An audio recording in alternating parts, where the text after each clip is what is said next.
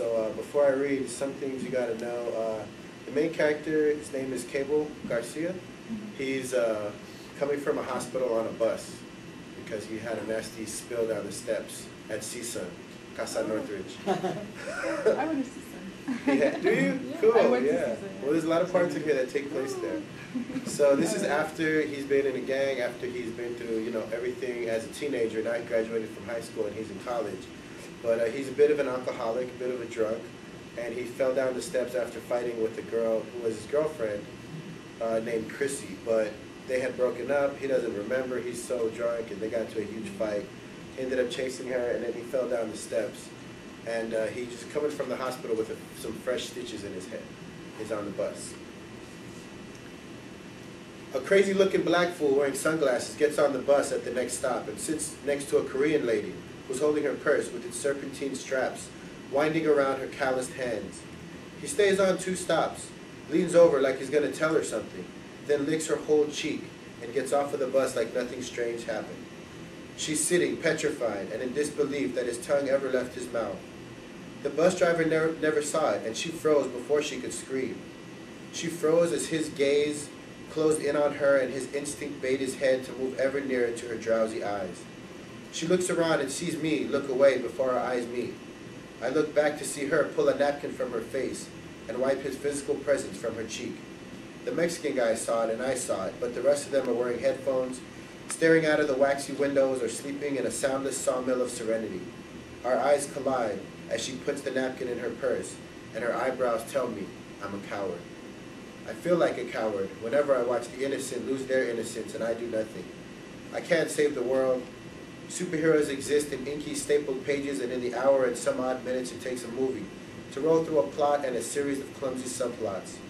Off of the big screen, heroes get beaten, killed, and sometimes jailed for protecting the victims of this planet.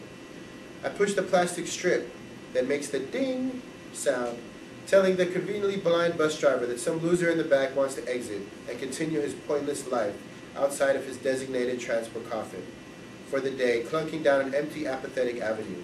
I get off and head straight for the liquor store, pulled by an invisible leash like an alcohol-fueled lassie, getting ready for the next take on a sadist sitcom for mature audiences only. I get a pint of Popov, which cost a little over $3, put it in my pocket, and finger the plastic red cap as I cross the street. The guzzle I take behind a dumpster on the way to the parking lot is priceless. My mind is screaming in angelic sands, but my hands are speaking in Times New Roman. It fucking burns going down, and I breathe with my mouth closed, because if the wind touches my tongue, I just might retch on the sidewalk. I cross the street towards the parking lot, and who do I see with my bloodshot eyes but that cute little bitch, Chrissy, about to get out of some white fuck's car like the hoe that I knew she was. Hey, you fucking bitch, I told you I'd find you. I'm gonna tear your fucking head off and spit in your new boyfriend's mouth, you crazy slut. I'm really not gonna do anything. I'm just blowing off some steam, but I know she'll just get in the car and drive away before I get there. Besides, my car is on the way, so I just assume kill 2 birds with 1 stone. Fuck you, you fucking bastard, she screams as she gives me a 1-finger salute all the way to hell. I should have been nicer to Chrissy. She has some Spitfire spark plugs, no doubt about it. I run at the car, and she jumps in, and they pull away, screeching like a bat bathing in a razor blade jacuzzi. I laugh at my own tempestuous absurdity as I swig the bottle under the glow of artificial light. The parking lamps hang high above me, dangling on metal banners. I take a few more steps to my car. I jump in and scream as my stitches hit the headrest. Fuck! It hurts, but I start the car and slowly pull out. I'm always cautious when I drink and drive. I'm swigging like a madman because my stitches are screaming at me. I take 1 big gulp and try to finish the bottle. My throat closes up and my insides gurgle. I pull over into a Vons parking lot and open the driver's side door just as I begin to puke warm colors. My heart comes out and hits the yellow lines dividing parking spaces, but I just pick it up and keep on puking. It burns. It hurts. What the fuck is wrong with me? Why didn't I help that lady? Why did I yell at Chrissy? Why am I so fucked up? And I want to throw my bottle. I don't, because I can't hurt the one I love. I just put it back into my pocket for later and hug her as I cry and bang my forehead on the steering wheel. I hug the wheel. I'm exhausted. I lay my head back on my stitches to feel the pain that tells me I'm still alive. I reconcile with my own self-hatred and realize that I'm cornered. If I don't drink, I'm not a man. If I do drink, I can't be sane. Is my conception of manhood an illusion?